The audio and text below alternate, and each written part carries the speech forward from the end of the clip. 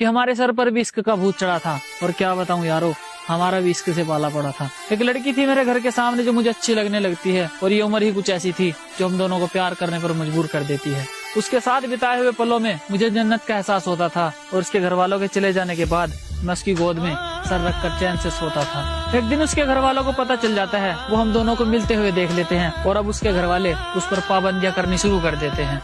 अब हम दोनों को एक दूसरे की आदत सी हो जाती है, और मैं तो पहले ही पागल था, अब वो भी मेरे प्यार में पागल सी हो जाती है। अकेला प्यार से ही पेट नहीं भरता, उसके लिए खाना भी पड़ता है, और घर ऐसे ही नहीं चलता, उसके लिए कमाना भी पड़ता है।